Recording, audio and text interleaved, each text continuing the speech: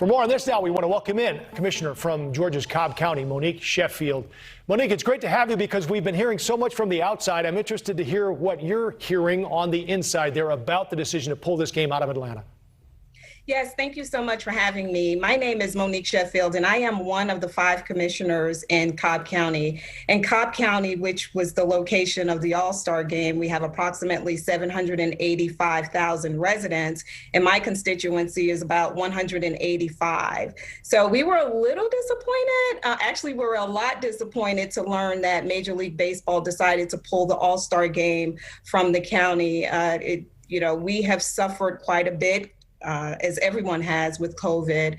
Our Cobb tourism, that's one of the greater revenues that we have in the county, and we're going to suffer tremendously because of the pullout. Also, our local businesses, our residents that work at the stadium, we're all impacted, and it certainly has a ripple effect, not just in Cobb County, but throughout the metropolitan area, because we have workers and businesses that are not just in Cobb County, but in the metro area that all were anticipating the infusion of revenue as a result of the game. Right. We're seeing the uniforms here for the Braves. They've had to cover up the patch where it used to say I saw that. The All-Star game. Right. So what about the law, Commissioner? Are folks divided on that as well, the new voting law in Georgia? Yeah, absolutely. They are. And surprisingly, there's division, obviously between the Democrats and Republicans, but there are quite a few Republicans that are, quite candidly, they're also appalled by the bill. And what's troubling to me is, the changes were made, and typically changes are made when there is a perception of there being a problem.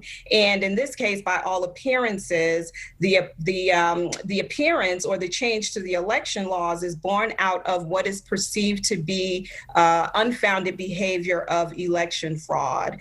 And some of the tenets that have been passed in this bill are very unsettling, mostly those that restrict food and water to people that are standing in line. This last election cycle in June 2020, in which I was on the ballot, I witnessed firsthand the long lines, and the lines were 7 up to 8 hours long. And it was just absolutely ridiculous. And we found that the communities of brown and Black people in those communities, those were the ones that were really disenfranchised. Do you think the decision to move this game will be changed? Not the decision to move the game, I should say, but the law overall. Do you think the pressure, the boycotts, will force any change at the legislative level?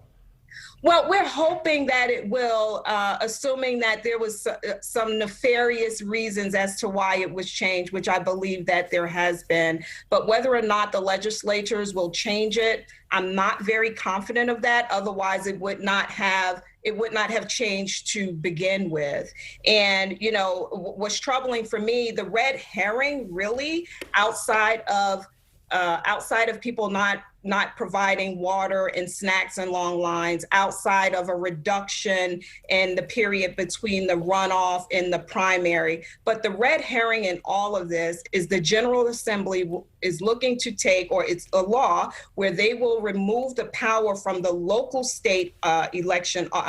local election offices. Right. To the state level. So now you'll have 3 Republicans that will decide on who the chairperson will be for the Board of Elections. And that's very troubling. And they can also decide who is disqualified from voting. That is an element. That's the red herring here. Right, that isn't getting a lot of attention. The one that is, of course, is the showing of the ID, mainly for absentee balloting. Monique Sheffield, Cobb County Commissioner, thank you again for your insight from the inside there in Georgia. We appreciate the time.